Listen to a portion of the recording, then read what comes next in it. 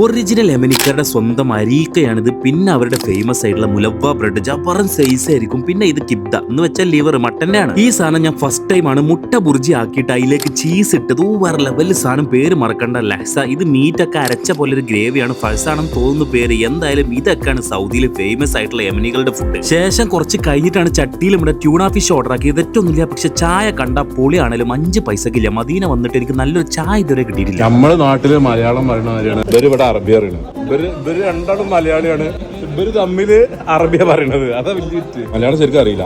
നമ്മൾ ഇംഗ്ലീഷ് സംസാരിക്കുന്ന പോലെയാണ് ഒരു മലയാളം സംസാരിക്കുന്നത്. പേര് ഇബ്രാഹിം ഫ്രം അബുദാബി. ഭാഷ ഒരു വിഷയം തന്നെയാണ്. അതുകൊണ്ട് തന്നെ ഇവിടെ ഇങ്ങനെ സകല സാധനം നിരത്തി വെച്ചിട്ടുണ്ടാവും. ചൂണ്ടിക്കാണിച്ച് ഓർഡർ ആക്കിയാൽ മതി. ഇൻസ്റ്റാഗ്രാം വഴി പരിചയപ്പെട്ട കാസർഗോഡ് ചട്ടാഞ്ചാലുള്ള സാജിദാണ് ഇന്നത്തെ നമ്മുടെ സ്പോൺസർ. ഇവിടെ ട്രാവൽസ് ഒക്കെ ഉണ്ട്. മക്ക മദീന സിയാറത്ത് ഉംറ പാക്കേജ് ഒക്കെ സെറ്റ് ആക്കി കൊടുക്കും. ചരിത്ര കഥകൾ നല്ല അടിപൊളിയായിട്ട് പറഞ്ഞു തരും. മദീനയിലുള്ള മത്താം കാസിം ഗൂഗിൾ മാപ്പിലുണ്ട്.